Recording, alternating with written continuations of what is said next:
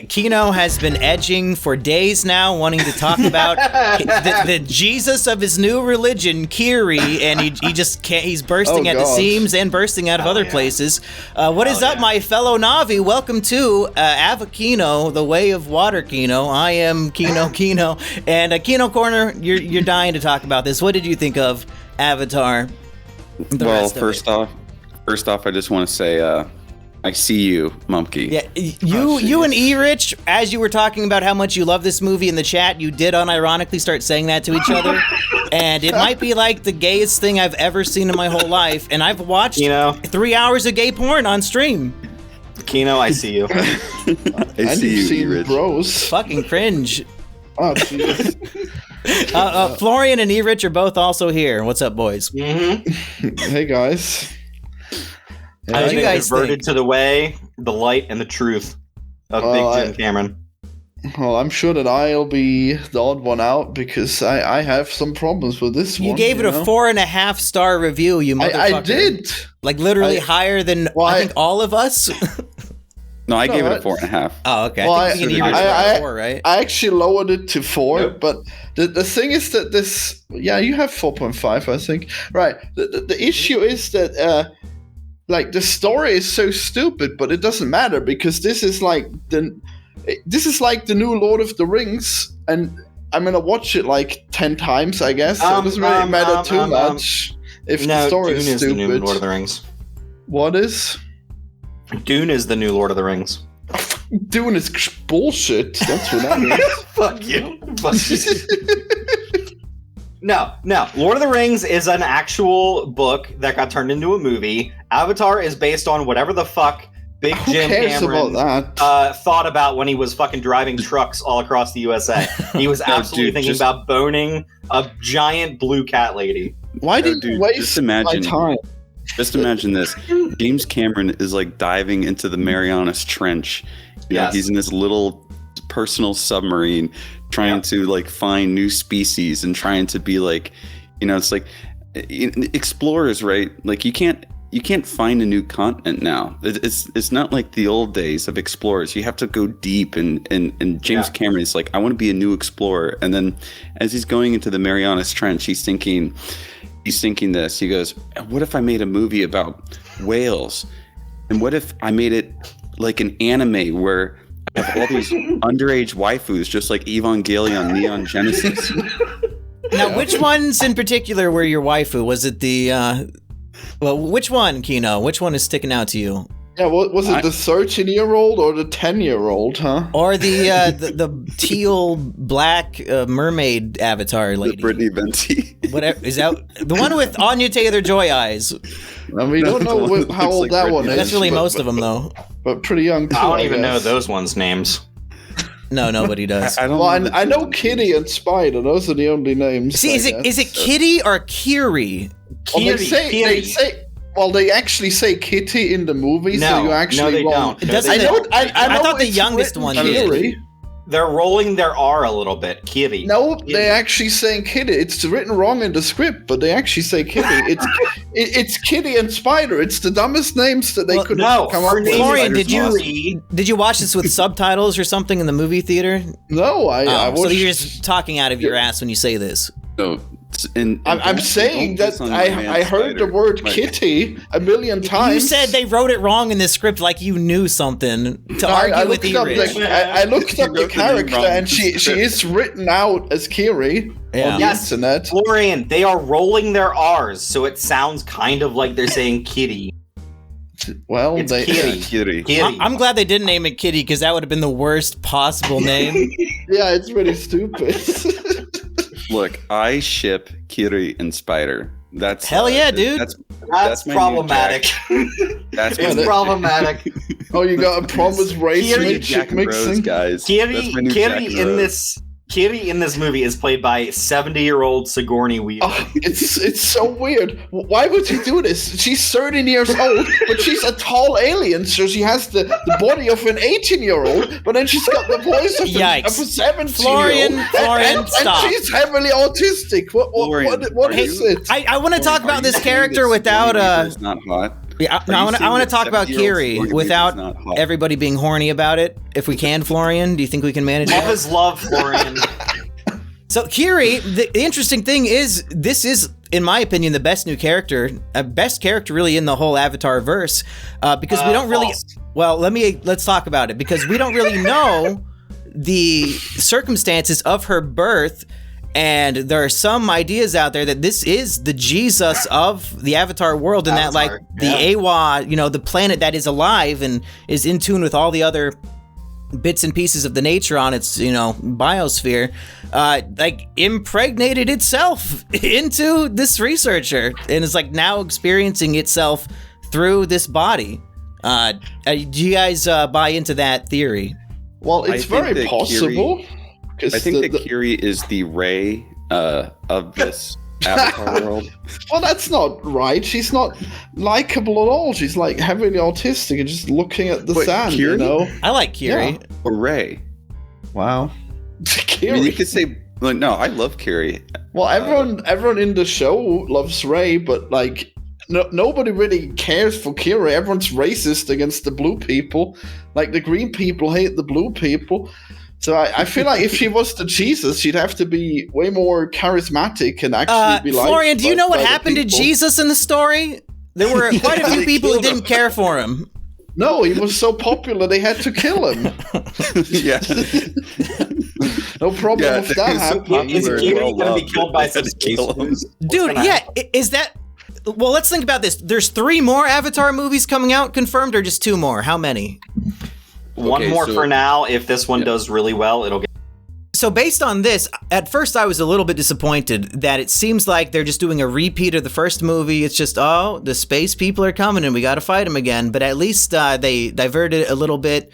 James, he didn't have me in the first third, but he picked it up later on. But I'm hoping the future trajectory of these films is not going to be the same exact thing again and again. Are we going to get a different structure in the third movie? Guys, let me just say, I think the first third of this movie is god-awful. It is some rough fucking going, a lot of bullshit, like, the things we didn't tell you last movie was, Quaritch had a son, and, Kiri was, put into some, like, fucking comatose corpse. It is incredibly sweaty, the shit this first third has to deliver. But then the second 2/3 of the movie are some of the best things I've seen in a theater for probably the last, like, decade or two. Yeah, the last 2/3 is like one of the best blockbuster experiences I've ever had. And the first third, I wouldn't go. That's as a little hard extreme, on the Kino. The first third, I wouldn't go as far as to say it's like god awful. I did think it was underwhelming. And the high frame rate stuff was the jitteriest also in the first third. I can't believe they chose to have 2 different frame rates that they randomly switch in between. It's blowing my mind. Oh, is that why my movie kept buffering at scenes, like when the flying dragon things would show up? Yeah, I guess it legit turned black for like a second every once in a while. It's weird. Well, from what I heard, it's projector issues, like especially in the first weekend, because when they transition between the two, it just took some time. So I talked to some people who saw it later on, or they saw it 2 times. They saw it on Thursday on a pre-screening, and then they saw it like yesterday or Tuesday. And they said that actually was fixed, so it could be a projector thing. But they still had 2 different frame rates, though. I mean, I think that's just not going to work. Like, you could get used to 45, but not if it goes on and off. Yeah, I'm not sure if I really buy into the whole high frame rate stuff. For some of the underwater stuff, I think it actually works really well. It should have been just underwater. If it had been entirely when they were underwater, it went into high frame rate. That would have worked really well for me. Yeah, that's what I think too. Is the above the water stuff? It just doesn't. It ends up kind of looking very video-y, and it doesn't. It looks too fast to me. It looks like you're playing the movie at 1.15 or 1.2 speed. It's like it makes me insane. Yeah. Well, you would get used to it if it was constant. Well, No, what I think is like one thing a is- character will be moving that fast, but like the background will stay the same. So it's like really like out of place and jarring. Well, wasn't he doing that too? Wasn't he making like the foreground? Two different. I'm pretty sure he actually did film at different frame rates. I think that's. The entire thing was filmed at 48, but then he would slow down certain bits or like double the frames essentially, and make it so that it was it looked Double? 24 essentially. I I don't made it know if even- that's the right. Well, yeah, Well, you would that would be double it so awesome. you'd have twice as much information, so it'd be like that much more smooth of an animation, but it just didn't look good. That would be insane if you just fast forwarded it. No, he's doubling up how many frames you get to see. I think that's how it works, right, Kino? Like, so there's way more information in the 1 second instead of. It's almost like halving though. It's like he filmed it at 48, and then you're like adding. I don't know. I don't really know how to describe it, but like. Yeah, this is some really technical stuff. I mean, 48 typically you can, like, if you do 28 to 24, right? Typically, if you keep all your frames, then that's 2 times slow motion. But I would guess the system that they're doing essentially cuts out every other frame to bring it back down to 24. I mean, that would be pretty simple to do, just cutting out half the frames. But I think it's great that we're trying 48 again. I think we should just keep going with it. I think eventually all the movies will have it, and it'll be great, and we'll just get used to it. Erich, didn't you go see a special showing of this movie that was in a high frame rate, and you like gave it a 1-star review and said it was the worst thing you've ever seen? Look, I gave it 3 stars. I saw it in high frame rate, IMAX 3D, the very first time I saw it. On Thursday morning at 9 a.m. So they didn't really know what to do yet. They're kind of fucking up behind the scenes. No, I think my eyes just can't fucking handle it. Like, it's too early for you. Here's the thing with the Hobbit movies. I think it looks bad initially, and then I get used to the motion. I get used to like seeing I did more. not. I Fuck get the used Hobbit to it. movies. Like, but with this movie, it's constantly like going in and out of 24 to 48 frames, and I could not get it to like make sense in my mind. So like everything looked like it was too fast. Anytime an explosion happened, it looked hilarious. It looks like fucking Benny Hill or some kind of like a Metal Gear Solid cutscene, I think, at sometimes. Yeah, or a COD cutscene. Like like any video game cutscene, really. When they attack the train in the first act, and there's that train crash, it looks like it's a video game, like a Call of Duty cutscene. Oh yeah, they did that same thing better in Mandalorian, I think. Well, it wasn't high frame rate, so it wasn't weird to you. So, but did you see it in 24? I saw it on I later saw it in 24. Because my friends who they were like went and saw it in 24, said that they actually enjoyed it a lot more seeing it in the lower frame rate. Yeah, I saw it in 24 with my friend, and it's by far the best way to see it. Yeah, because it doesn't shift frame rates. I swear it'll be fine if it was fully the high frame rate. Well, now that we've bored everybody, should we talk about the movie and not like this dumb shit? Can I just for one moment ask you, did you hate The Hobbit because of the frame rate? Is that it? No. It's one of many reasons. Yeah. That's like the top of the stack. But surely the higher frame rate would be better. Like, it's closer to reality. Do you not want movies to be more realistic? Fuck no, I don't want them to be more realistic. Are you kidding me? Well, but the fact that they're at 24 is just a technical limitation that we got used to. Video game Coomer logic you got going on here. Yeah, like the better the graphics, the better the game. Yeah. So, but you all like this, so it must be fine. No, we're complaining about it. The whole last 5 minutes, we're saying it shouldn't have been in there. Florian, there's a reason they tried this in 2012 or 2013 or whenever the first Hobbit movie came out, and it has not been widely adopted by cinemas. There's a reason for that. That's too bad. I like it. I mean, if it was constant. So, Erich, in this movie, we get the lore drop.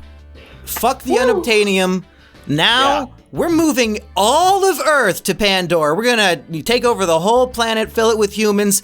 Plus, we want to get this magical adrenochrome out of these whales so that we can live forever. We got Tony Soprano's wife. She is here on Pandora. That's who that was! Holy shit! Oh my god! I couldn't figure out who that was! It's Edie Falco. She is that's one amazing. Of those She's great. She's really good in the movie, too. Wait, which one is she? Oranging the weird Rasta kid. She's a new army general. Yes. Is she blue or is she human? No, human. She's a human. She's like in the exosuit, and she's punching the giant bag when we are introduced to her. She's drinking a giant coffee. Yeah. Oh man, she was good. Her mech suit is holding a coffee cup that must be like a gallon of coffee. Yes. Yep, she can't even hold it herself. Like, this movie is just fully insane. When I am seeing her like trying to like get information out of Spider, which I think we can talk about Spider when we get more into Quaritch and all that stuff. But like, there are parts of this movie that I wish I could just extract from the theater and just put out online and be like, this is the crazy shit that Big Jim is showing to like mass audiences and being like, yep, this is what's happening. I mean, if you think about it, Avatar 2 is literally an American anime. It's as insane. It really is. As like any other anime. Yeah, not since Bullet Train have I felt that way. Because it's as stylized as anime in that kind of way. Where all the it's a fully realized world too.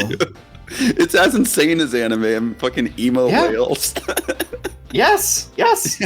I mean, is it really worse? Is it really more crazy than Star Wars? Is Star Wars also an anime? Really? No, Star Wars also an anime.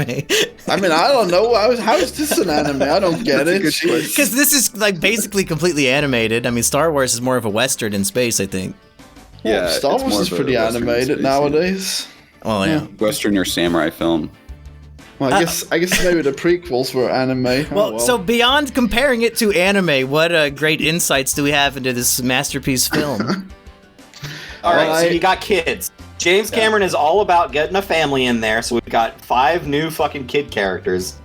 You've got Nataim, the oldest son, who is not a character and dies. He exists just to die. Good for him. You've got Loak. Is that his name? He's the Bart Simpson of the group, you could say. Loak, the best character, except that he's not. The whale is the best character. You've got Kiri, who we already talked about. The Jesus of this universe. Yes. Blue Jesus. And then Took, who is the little girl. Also not a character. Which I think is the one that Kino said was his waifu. Wait, really? That's what he was saying. Did you say Took is... He said he wants to spook Took. The 4-year-old Took is your... He comes back to accusations. I don't think I can stay on this podcast. We're waifuing up 4-year-old Blue. You guys were waifuing up all of them earlier. I tried to stop you. Hey, I wanted blue sexy aliens, and all it gives me is a bunch of kids. I can't stand it, okay? Speaking of sexy blue aliens, is anybody else disappointed? Neytiri is basically not in the movie. Yeah, Neytiri is kept...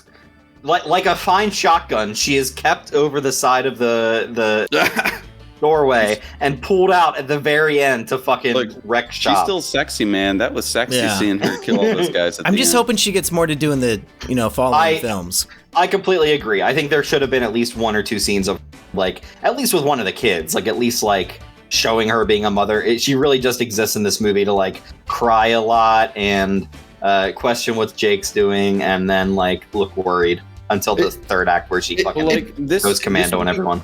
This movie, though, I did like how it kind of, because it feels like Avatar, the first one, it's really about Jake and her, and then in this one, it goes on to their kids, and it does do a lot to sort of, this story is kind of like kids have to move and go to a new school, deal with bullies and kind of the initiation rites and what other high school movies also have deep sea diving and having to learn how to breathe properly? Alvin and the Chipmunks 2? All of them, right? Wow. It's in all of them. They go to high school in the second one, I think. Man, I'm so annoyed that they sidelined her when she's the voice of reason, but he doesn't give a shit. He just goes, and it's basically a beach vacation when they should be fighting for their life and convincing everyone to go to war, and they're just messing about, learning the ways of yet another stupid alien tribe. Well, sometimes, because Florian, they you don't want to have to feel the pain of one of your sons dying to realize, yeah, I can't just protect my family. I have to go fight this world I have to war. go out and fight. Yes. It's like, look, you don't want, like, no one who is in a position where they can go to war really wants to go to war unless they're like a complete fucking psychopath. And if that is the case, they'll quickly learn that war is actually lay bad. Wait, what? Excuse me? What? Many such cases. I think Jake Sully watched Hope and Sneed.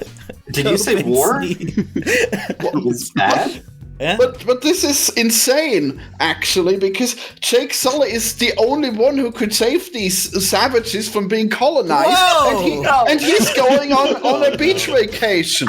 Now, why do you call them savages? Because they're actually white unsavage. It's almost the entire premise of this world and why people are so attuned to Pandora is because they're so non-savage in nature, Florian. In fact, everything in this world is united and connected spiritually and metaphorically and physically through nature. And these humans who are trying to come in and rape the resources for their own benefits, for money, for extended life. They want to take over this planet and destroy all the aliens and put humans and all that, take over the whole thing. And all you can think about is that these aliens are savage, Florian? You think the humans might be a little savage here, you motherfucker? They're constantly racist against the main family. Oh my, yeah, unlike humans? They almost killed. No, Florian. They're racist against all the blue Na'vi. They're teal Na'vi. Yeah, sounds pretty savage, pretty primitive. Oh, and humans aren't racist? Well, not in this one, apparently. Well, hey, Florian, let me give you a real-world example. Are really good at working together and overcoming their differences in this one. Well, Florian, they eventually learn that. That is the arc of all the characters in the film. But to be fair to these swimming Na'vi, the racism is they're pointing at their tails and saying, that tail's not designed by God, Yahweh itself, to swim swiftly. So yeah, you will not be as good. To compare that to the real world, if I, as a 5'7" white man, tried to join the NBA and I saw all these black men, 6'8", and they said, I don't think this white boy has what it takes, I wouldn't feel like I was racially profiled. I'd be like, you're probably right. Yeah, but he just wanted. White boy can't jump. I cannot jump. He wanted to be a refugee. He doesn't need to be able to swim. There's probably jobs at this village that he could do that don't require him to swim. He just wanted to be safe from war, and they fucking force him to learn how to do all their bullshit instead of just hiding him away and saving him. Yeah, because get this, when you're in a society like that, everyone has to chip in. You can't just lounge around. And I just said that there will be other jobs. Yeah. Who do you think makes those stupid water platforms that they all live on, huh? You think building is a useless job? You don't think he could do that one? But they don't need those all the time, Florian. They already have that. Yeah, they live on them. They do now because this guy's burning them to the ground. He could teach them how to build them better. It would be great, but no, we don't want to learn anything. Does Jake know how to build those? No, Jake even says it in his carpenter. He says in his voiceover, I'm a jarhead who now has to learn how to be a dad. I don't think he's some expert on outdoor living, Florian. He's a fucking soldier. Designer. Florian, stop trying to make fucking Jake Sully cottagecore. It's not gonna fucking work. He's trying to buck break Jake Sully now by putting him in position. Well, it's all nonsense anyways. All he had to do was write another one of those red birds, and he would have just rallied them all to war. That would have been the easy way to do it. They're in water now, Florian. You have to learn the way of water. No, but listen, E-Rich, if the pattern continues and the next movie is, looks like the first third of the movie, now we're going to move to the desert Na'vi and meet them. And the same exact, here comes the general who we let survive 2 movies in a row. And he's, but we'll beat him again. But he's Team Rocket blast off again. See you in the fourth one. Fair, they didn't let him survive the first movie. Yeah. Well, James Cameron bent his fucking dick over backwards to suck himself off to bring him back, so don't worry about it. But here's the thing. What I like about how James Cameron thinks and what he's doing here is that there is some kind of redemption in the cards for Quaritch in some way.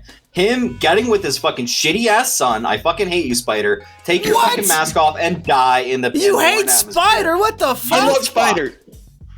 He's actually a really good guy in the show. What is wrong with you, Erich? Spider. My crazy. Did you guys see that Spider was also the kid in Avengers Endgame?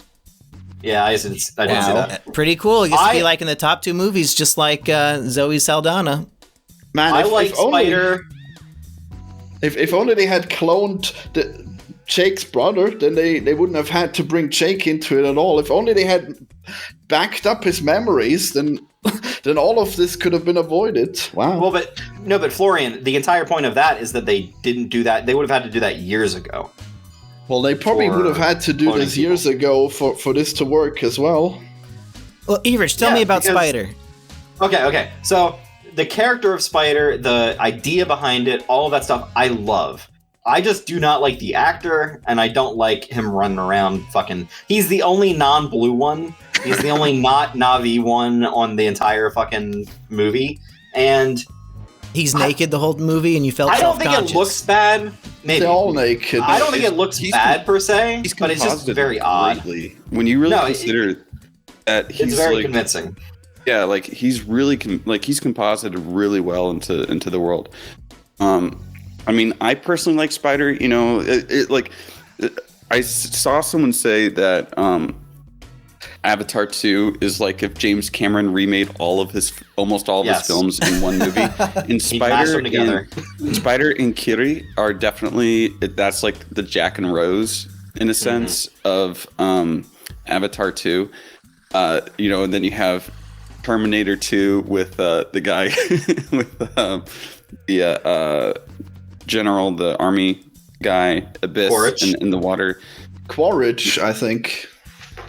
You've got Avatar because there's all these blue aliens walking around. Whoa! What a great connection. No, and Titanic as well, because it like the whole ship goes up and all the water. Yeah, they're like drowning in hallways underwater. Yeah, I like that kind of stuff. Piranha 2, because of the violent fish.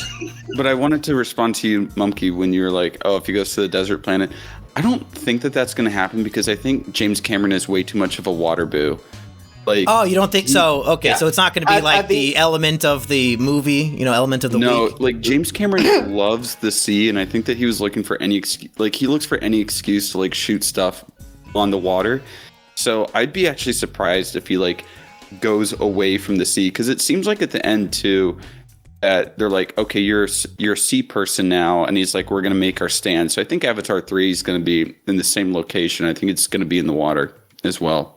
Well, the only reason the only reason why I would assume that they would go somewhere else is because it's such a big world, and I feel like if we're gonna have this like world war of all the Na'vi against like the human invaders, we need to meet every different tribe and every different type of Na'vi, and it just seemed like a natural way to do it. Hey, what about Deep Sea? Shut up, Florian. Shut up. I believe we're going to see the Ash people next. Oh yeah, we have those over here in Iowa too. and that they are going to be bad Na'vi. Like, I think it's going to be like there's going to be a bad. Wait, what? The Ash people are bad, Erich? Yeah, Based the Ash James? people are evil. That's a message to Catholics everywhere. Get the fuck out.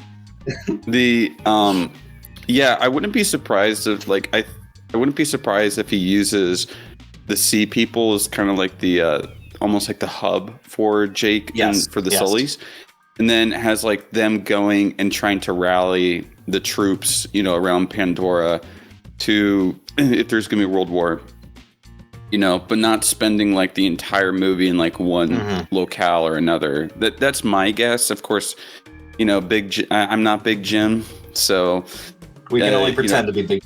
I don't pretend to be Big Jim. Look, Avatar 3 right now is 9 hours long. Hell yeah! Honestly, I think both of these movies I could see being 9 hours. It like, because he shot them both together. It would not surprise me if 2 and 3, which were shot together, both were 9 hours long, and he probably fucking cut an hour out of this movie and then cut an hour the next movie, and then you get like, what, 6 hours? Dude, I want the extended cut when it comes out on Blu-ray. I want the extended cut. No, and I want an extended cut version for the real Jim fans to watch in the cinemas. 9 hours. Look, you get in there, they serve you breakfast in the morning, you got lunch. Just and you finish off with dinner. The characters should be eating the same meal when I go watch the next sequence. I should come from lunch and the characters are point in the movie. Now, would you guys be satisfied with this if the special effects were not completed and we just see people in mocap suits doing 9 hours of Avatar? Is that the only way I'm gonna see it? Well, so like you'll see like the 3 hours of the movie in the special, but then like the remaining 6 hours. No. Monkey, did you read the Jim said? Yeah, I read what Jim said. They're not gonna make fucking 9 full hours of this shit. There's no way. It would be so amazing if they did. There's not enough fucking sweatshops on the planet Earth to do that CGI. In 2 years! In 2 years! If this movie took 13 years to make, let's assume that it's both of them took 13 years to make. Yeah. And total 15. How so long? You think the third one's almost done then? Years? It'll be out in 2 years. Done. Okay. Yeah. It was 90% filmed or something. Yeah. Would you wait 45 years for a 9-hour Avatar? Like, what do you mean, would you wait? Do I have a choice? Like, I don't even know if I'll be alive then, E-Rich. I'll probably be dead by the end of this decade. Yeah, I mean, 3, 4, 5. Guys, I cannot mince words here. I did not like the first movie. It's like watching a cartoon to me. It's very broad and to me kind of bland, and this has completely turned me around on it. And you know what the fucking key is? The fucking key is sea creatures. There's a fucking whale in this movie. There's these little IU things, EU, whatever the fuck things. There's giant fucking whales just flopping around on giant things. The Tolkien. Dude, when Payakan was going at that ship at the end, I was like, oh fuck yeah.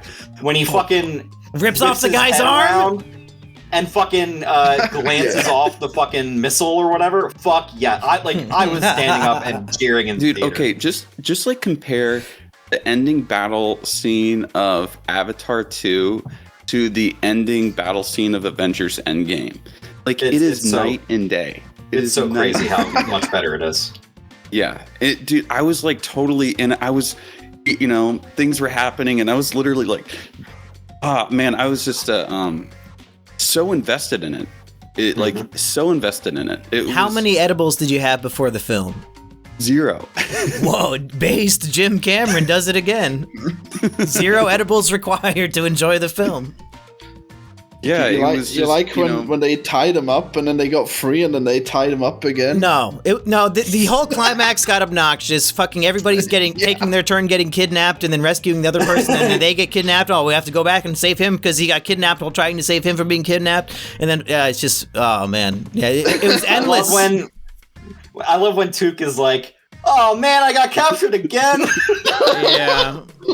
It felt like the movie was like winking at me at that point. They're like, yeah, we know we've captured a couple times. It's okay. Well, do you guys want to go in depth more on this whale? Because I know you guys said it's the best character in the movie, and we haven't really talked about it yet. Payakan is the best character on cinema screens this entire year. What? Bar none. The whole year, this whale. The whole year, better than Lydia Tarr. What year did Clifford the Big Red Dog come out? I said that was this year, right? No, that was last year. Oh, okay. Then you're probably right.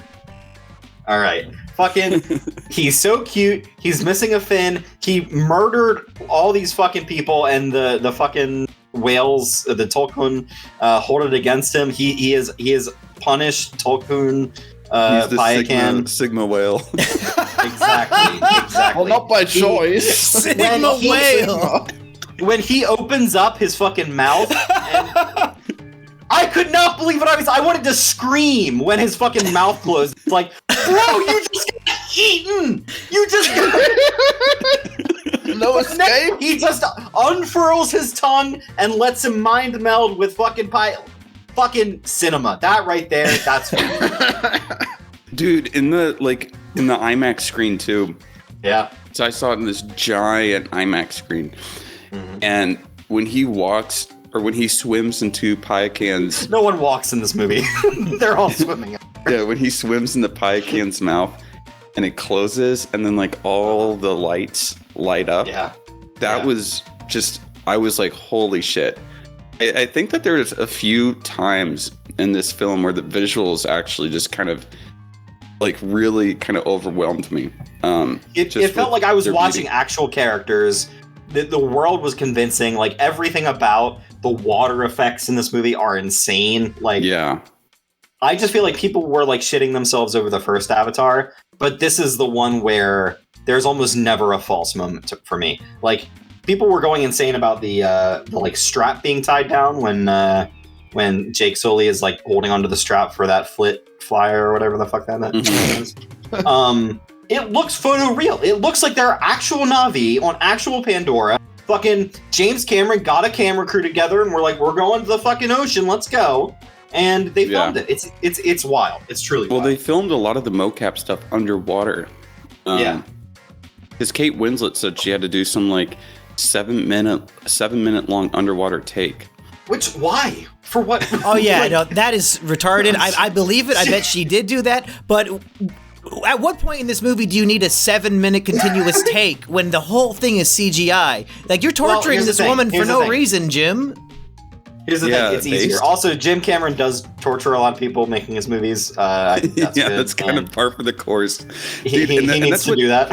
I just want to say this. This is why there's like a lot of people on Twitter who are like, boycott Avatar 2 because of his comments about testosterone. And they read, these are people who read the headline. They didn't actually read the full quote.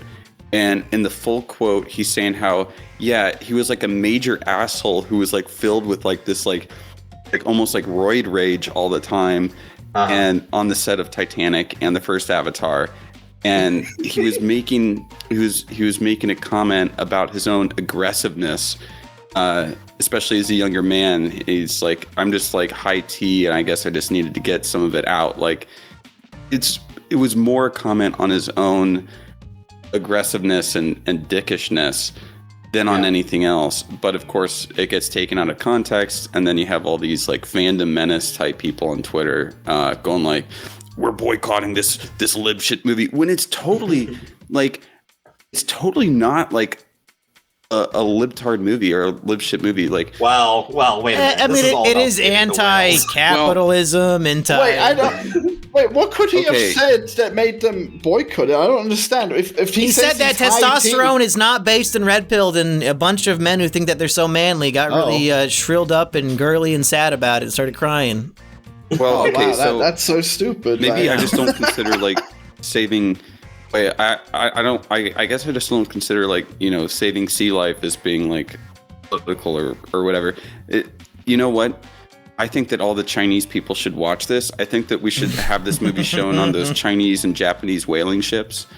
And make them feel bad about what they're doing. They wouldn't give a single fuck. They'd watch the scene when they say, this is worth $80 trillion, and they'd be like, oh my god, we gotta go get those whales right now. Okay, wait a minute, we have to go back. It is truly insane when they have, like, drained this space whale of its ambergris or whatever the fuck, and he's like, this thing, it'll make you literally immortal. Guess what it costs? $80 million. Like, how far into the future is this, and why is it $80 million? That is, like, a pittance. Right? Well, it's 80 million a whale, and I think that, you know, their quota is that they're getting a lot of these whales every week. Well, I'm pretty sure one of those submarines will cost 80 millions, but the thing is they obviously just pulled a lot of really high interest rates and really deflated the dollar, okay? That's what they did. No, it's 80 million. I think it's 80 million to sell. Plus, I think it's way more expensive, you know, to sell back on Earth, but I also think that... so it's 80 million for him? Well, he said 80 million, and that was supposed to be impressive. So I guess it must have been deflated. What I'm saying is that I think that it's not like you take it once and it makes you immortal. I think you have to constantly take it. Yeah, I think it's kind of like okay. That's kind of how it came off to me. Is like it's like a supplement that people take to stop their aging. It's literally adrenochrome. Like Based Jim is not. He's not sugarcoating this. Based Jim. Well, he said it was outright. It stops aging outright, so I think it should be permanent, really. And he's very specific in the movie. That's the sense I got, too. He says this only works because the whales in their brain, their capacity for emotion is like 3 million times larger than us, and that when we drain that, it makes us immortal.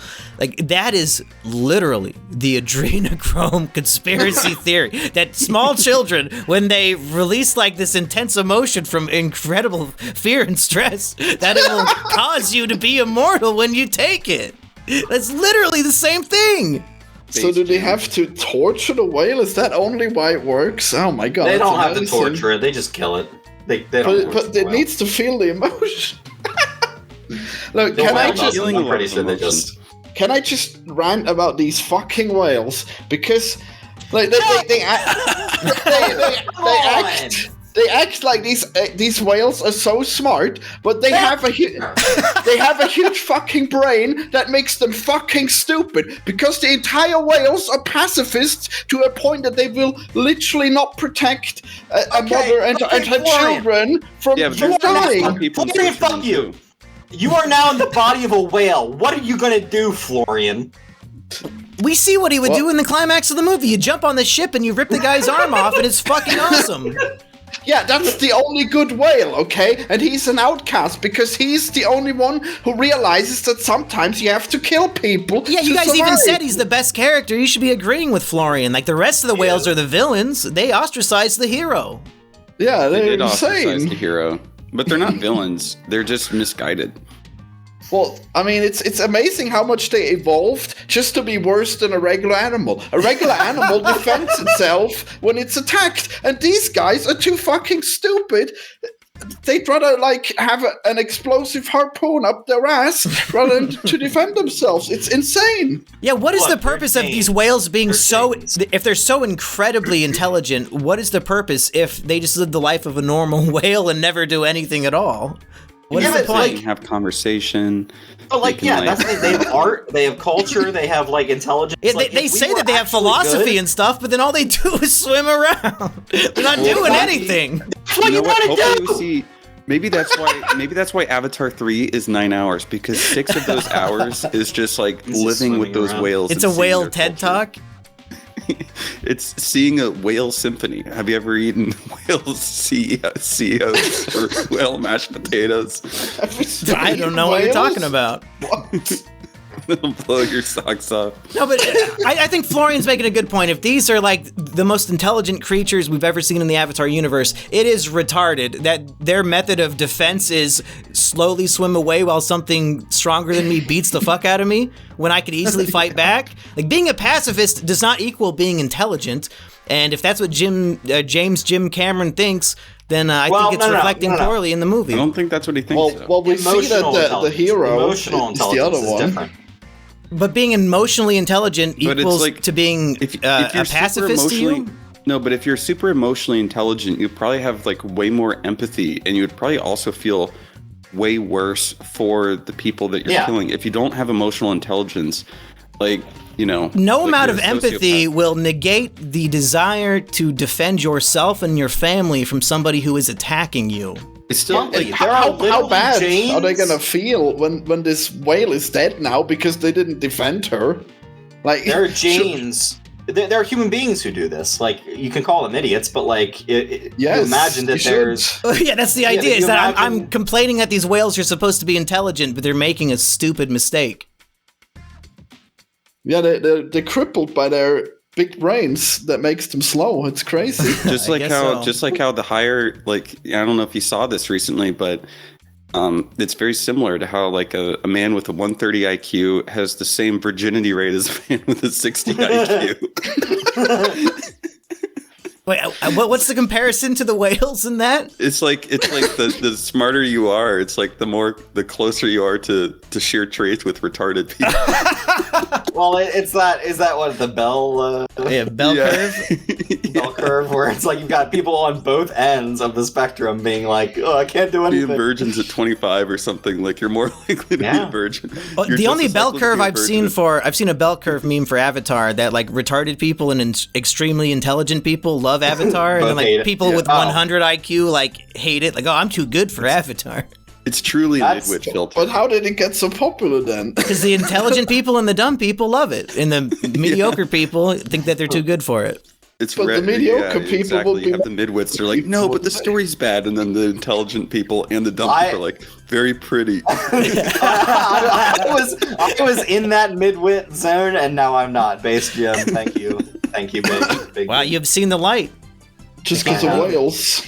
Do we have the light any? of Awa shines upon my face. I was going to say, do we have any final thoughts? But we have not really talked about the general who came back as an Navi or as an Avatar. Should we talk about him before we wrap up? He's a great villain. Okay. So the grand arc of this entire series will be Quaritch becoming good. He, in this movie, kind of does the evil speed run of the first movie, where Jake Sully learned to appreciate Navi culture with a guide of Neytiri, a hot woman he wanted to bang. His guide through their culture is Spider, this little fucking dreadlock wearing motherfucker. So definitely not gonna instantly redeem him. But I think at the end of this movie, Spider spares him. He obviously has an emotional connection to his son, and he has a better understanding and appreciation of the Navi culture. And I think that's only going to continue throughout these movies. Yeah, I feel like it's going to be the Sopranos woman, Edie, who is going to be the villain in the next one. And she's going to kind of be people are calling Avatar 2 sort of the Empire Strikes Back, which makes sense. Not true to me. Well, it kind of makes sense in a certain sense where it's like, neither side really. Okay, so the Na'vi win, unlike an Empire Strikes Back. Na'vi win, but it is like a Pyrrhic victory, and it's kind of like it's still kind of unsettled at the end. You know, there's still a tension at the end. It's not like at the end of the first Avatar where it's like everybody leaves, they get their world back. It's like it's a small victory. Actually, Avatar 2, in a lot of ways, it's much smaller scale than the first Avatar because it's about essentially one scouting party coming, and then it's a fight between one little village and one scouting party. So it's just sort of like building up this, this world, and it's going to lead to bigger things. But yeah, I agree that what's the jarhead's name? Quaritch. Jake. Oh. Anyways, I think he calls himself Jarhead. To make a sort of cringe Star Wars reference, I think he's going to be sort of the Vader, and then the Tony Soprano's wife is going to be the kind of the Palpatine, where she's actually going to become more of the villain, and he's going to be this sort of villain that starts to turn in the next one. And he's probably not going to in the next one. He's probably not going to turn good until kind of close to the end, and it's because he became a Na'vi and kind of learn the ways of and at the end, as evil as he is in this movie, you do see a glimmer of hope for his character, and the fact that he's shown mercy. Yeah, he is not able to kill not Spider. He's not able to kill Kiri, right? Yeah, And it's because of Spider. He wanted to spare Spider. But I know, but he said that he was like, well, I'm not he's like, I'm just like a clone of your dad. I'm not actually your dad, but he still has all the feelings for Spider, and it shows that there's still that humanity in him. And I think that he's going to become a good guy. Maybe not like a good guy, but he's going to be a key character in the next one.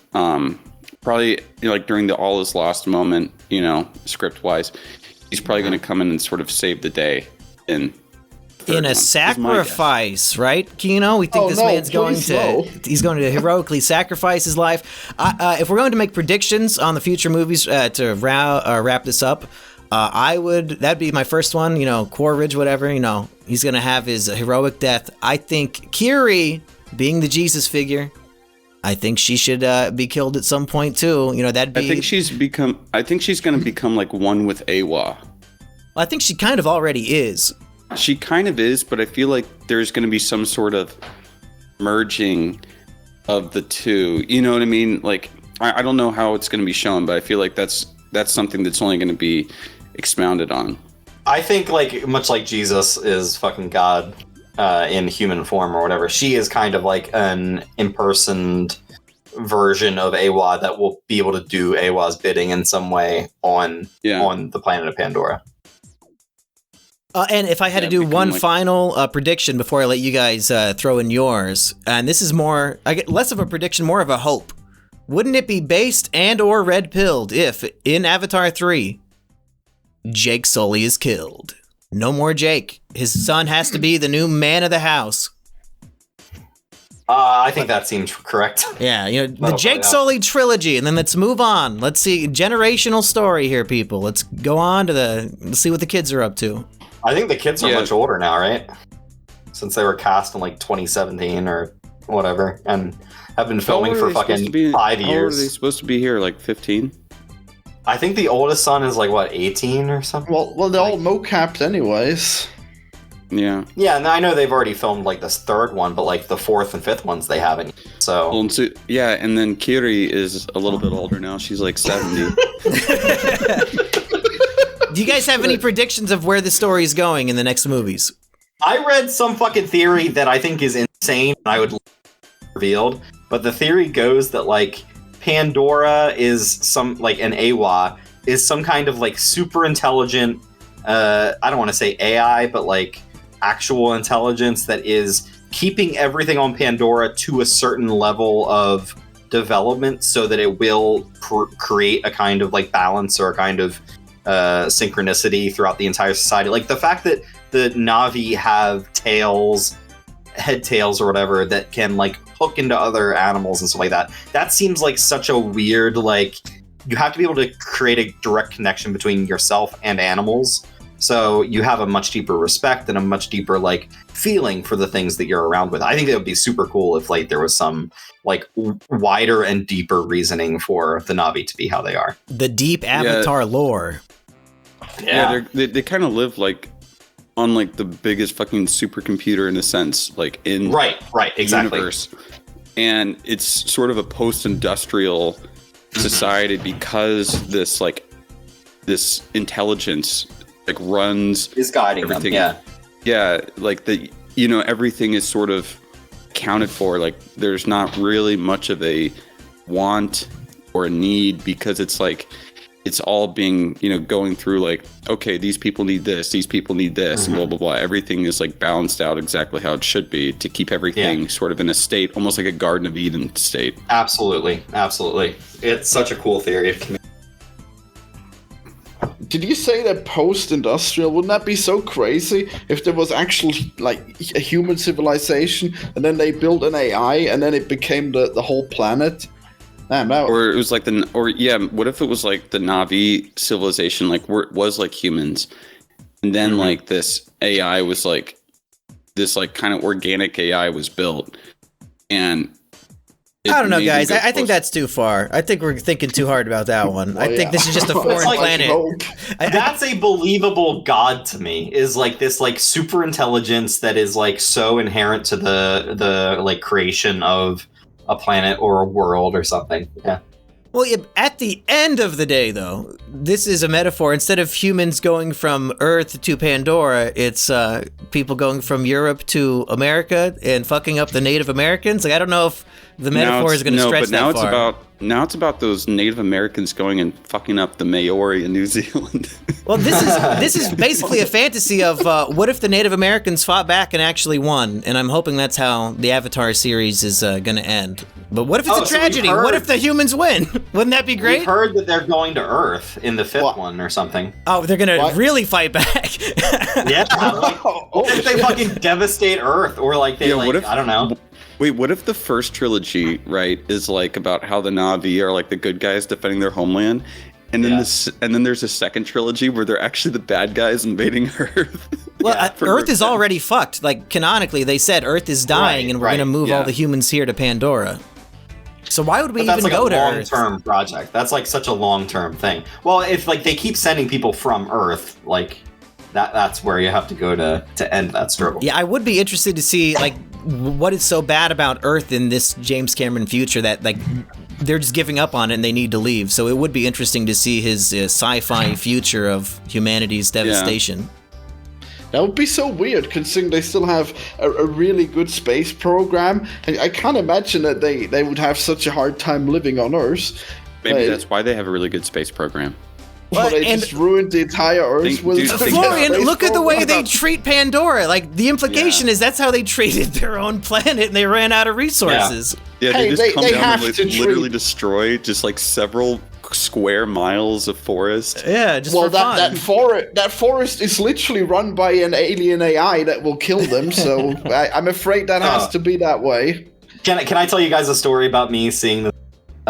It was the high frame rate viewing, but I was sitting there watching the movie, and it was the scene where they were, I guess, extracting the whale ambergris out of the tulkun or whatever. And I was sitting there watching this movie, and this guy next to me, this like black guy watching the movie, he's like nodding his head the entire time, and he just says to himself, "Capitalism." And I'm like, damn, he got it. Big Jim is letting everybody know. Dude, he understood the point of the scene, I think.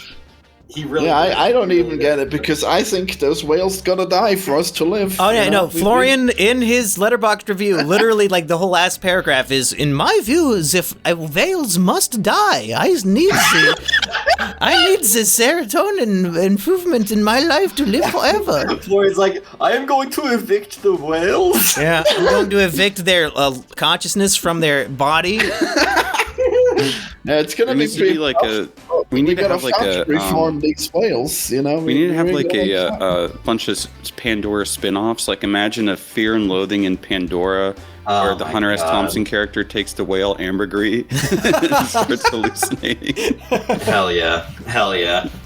Okay, boys, we're about to hit an hour. We're about to hit an hour. So, do you have any final thoughts and/or anything you want to plug? Florian, let's start with you. Well, I think the story of this movie was really a problem, and it could be fixed in such an easy way. You know, I hate the fact that he had to learn the ways of this civilization, but I think it could work if he came there trying to recruit them, and then they said, no, you gotta learn how to ride that flying swordfish first, and then we could have had the exact same movie. Why wouldn't it make sense? Hey, let me recruit you to use your skills while I use my skills as a forest navi. Okay, but you got to learn how to do the water stuff first. Well, I mean, he just has to convince them to fight the humans because that clearly is necessary for their survival. But then they insist on their stupid traditions, and he has to beat them. Like maybe he has to win a duel against the chief on a swordfish. Okay. I think it could work, but I think it doesn't work now. That would definitely be better. Because now the entire movie is just a refusal of the cult. All he's doing is running away for the first half of the movie, and it's really awful. And I think I was looking forward to this movie for so long, and I was really hoping that we'd see like a crazy war unfold, but it only happened in the second half, and it was good. But, you know... Well, so Florian, you got to think about it like this. Think of the original Avatar as the prologue, and now like this is the real story just getting started, and this is Act 1. So you're not going to get all the stuff you want. You are going to have like the opening stages of the hero's journey on Jake again, like, oh no, I don't want to. I just want to hide with my family. But now that his son's dead, he's got some skin in the game. Now the real party can start. Yeah. The first movie is like an introduction to the world of Pandora. Like it properly starts with Jake Sully's family, and yeah, that entire. It does it again. It introduces everything again in this movie, like a whole different part of the world. He has 13 new years of technology. He has to re-show off everything, but even betterer than before. Yeah. I guess it couldn't be helped. Well, I'm just so hyped for the next one. I guess it's too Me bad too. I have to wait. I'm pretty fucking hyped for Avatar 3. Yeah, I can't wait. Yeah, Everich, what are your final thoughts? Here's the thing: I cannot believe I'm sitting here, incredibly excited to see what Big Jim has in store for Avatar 3. I was such a fucking. I hated Avatar. I hated that the #1 movie in the world, changed cinemas forever, that kind of shit. I fucking hated it. But this movie actually made me shed tears. The character growth for Loak in this movie is really good. I watched it a second time, and I could see Neteyam is like the firstborn son. He's kind of the perfect son.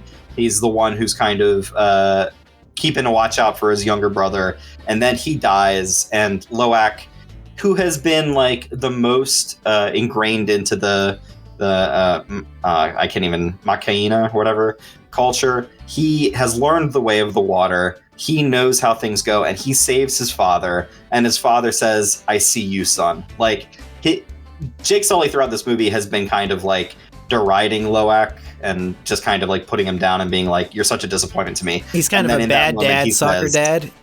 Yeah, kind of. But in that moment, he says, "I see you, son," and I felt it. Like, I was like, "This is fucking good character building. It's well done."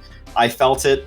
I see you, James Cameron. I see you. Stop! I see you, Kino. I see you. And So Florian. this shit is disgusting. Florian, I see you too. No. I'm gonna harvest your whales. They're gonna be factory farms. It's gonna happen, And okay? so be it. I still see you. This movie fucking put me into the fucking world of a beautiful creator, and I'm so glad I got to experience this movie and talk about it with all of you. Let's fucking save the whales. I don't care how cartoony some of this shit is. I'm in. I'm into it. I'm plugged in. Thank you, Awa. I fucking love everything.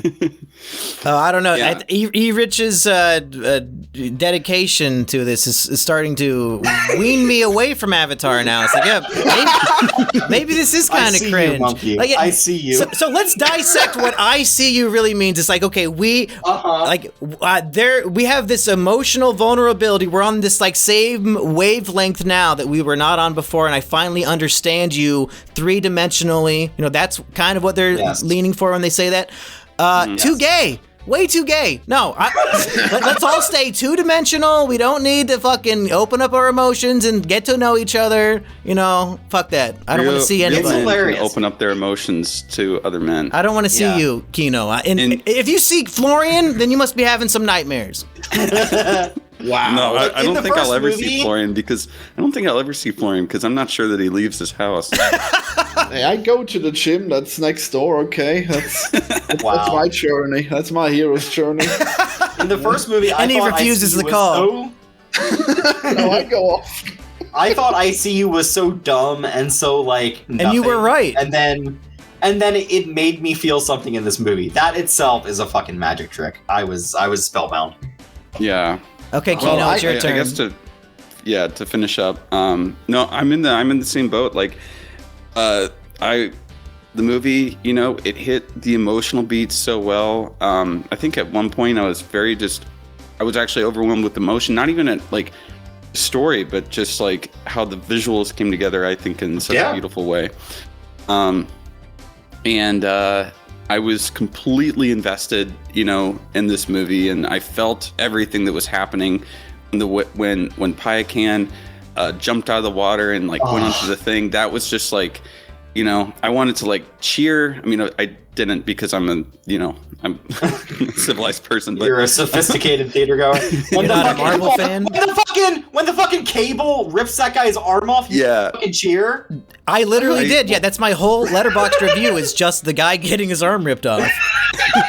Is he gonna come back with a robot's arm? Is that what we're gonna see? No, that bastard is dead. He's gonna be around. He's gonna be the best whale pirate of all time. You'll see. The way of water filled that guy's fucking lungs. That's right. yeah, he's one with Awa now. No, I actually liked him. It's not fair. You liked him. He's like literally the most evil character. Yeah, the most one-dimensional character in the whole film. Florian watching this movie being like, finally, someone I can relate. Yeah. Yeah, and then after whales, watching Avatar 2, Florian says to myself, "Oh well, better go evict my tenants now."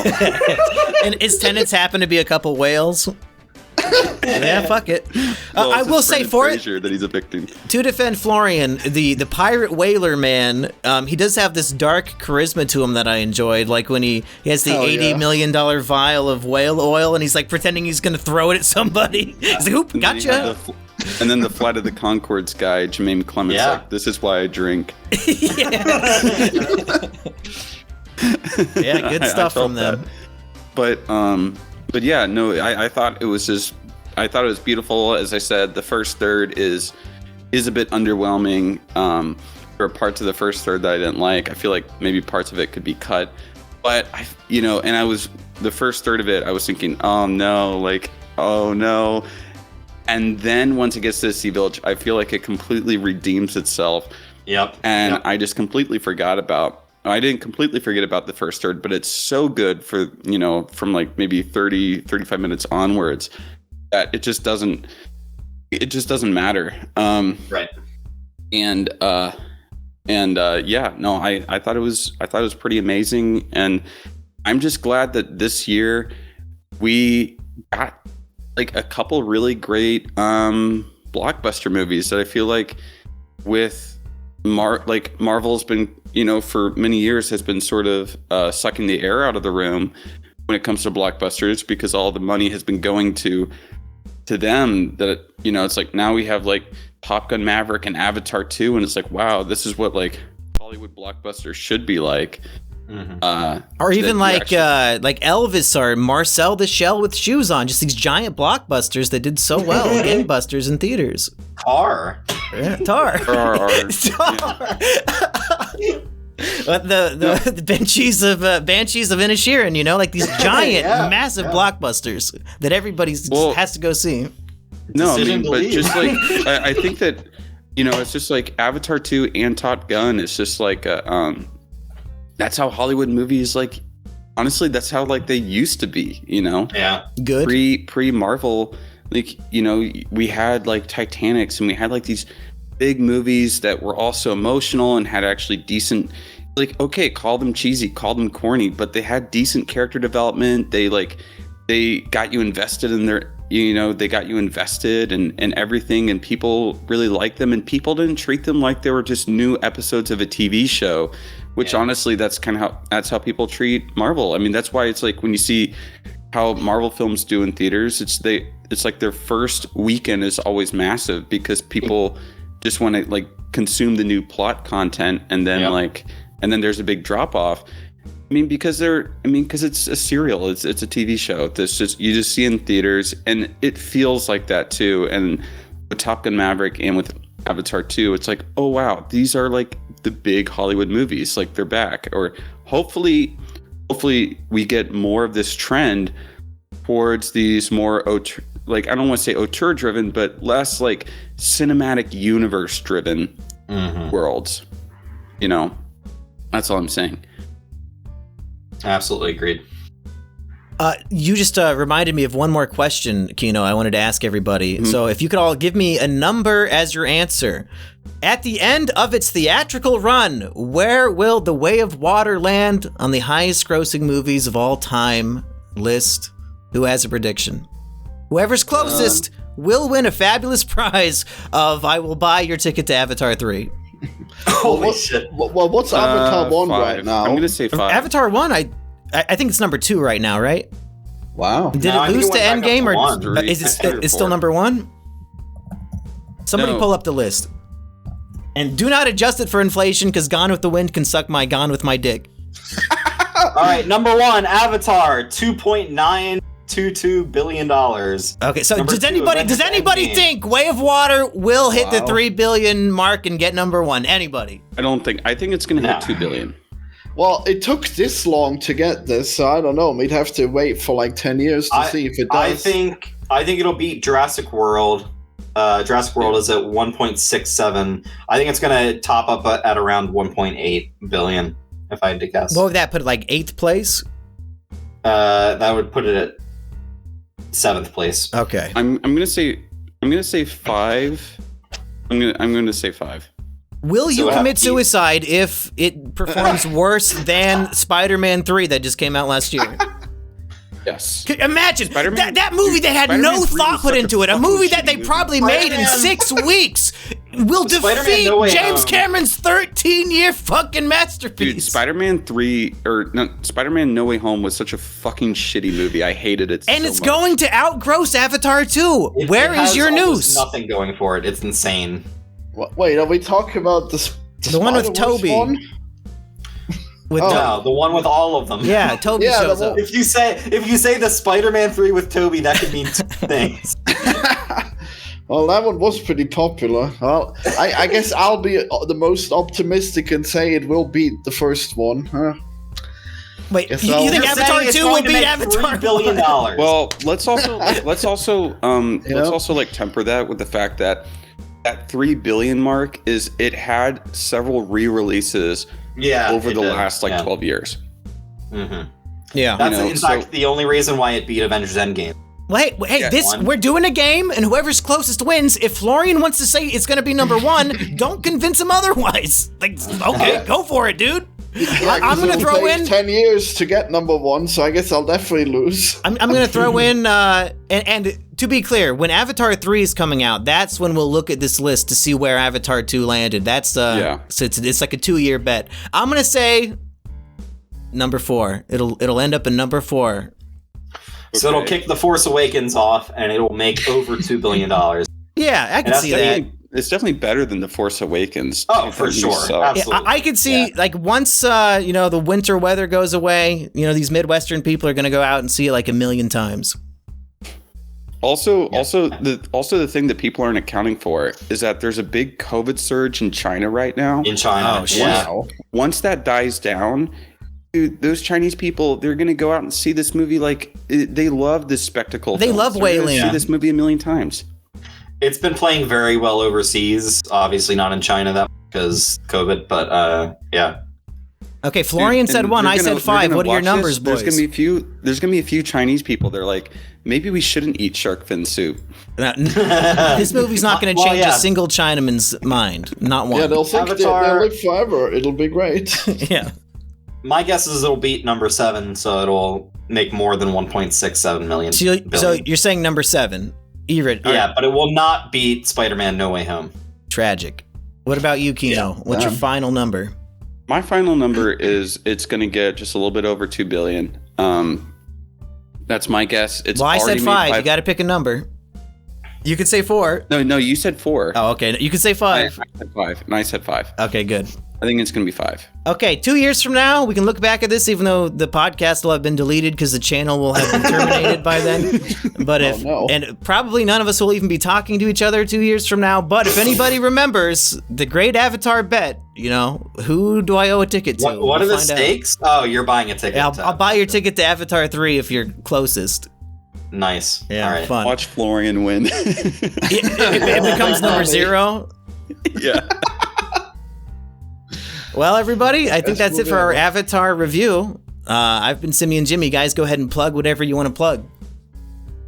As we're talking right now, I am finishing up my American Psycho video. So for patrons, that should be up tonight. Yeah, you can find me on Twitter at TZAR. If you want to talk about Palakan the Tulkun and how great he is and how he should be the star of these movies going forward, hit me up on Twitter. And I'm making a video about Sonic and how I hate his new game, so get hyped for that.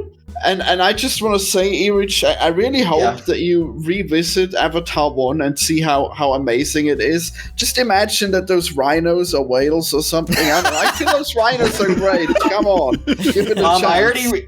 I revisited it in like May or March or something, and was not a fan. It's definitely a movie that works a lot better on the big screen than on a smaller screen. Yeah, you should have went to the re-release, Rich. I went and saw it in IMAX a few months ago. Yeah, because I was actually kind of like nonplussed because I loved it when it came out in 2009, seeing it in IMAX, and then watching it on DVD and whatever, and I was like, I don't get it. I don't know why my dad likes this movie so much. But then I saw it, like, seeing it back in IMAX, I was like, oh, okay, I get it now. Bye, everybody. See ya. Bye. I see you, audience. Oh, goddamn. See you.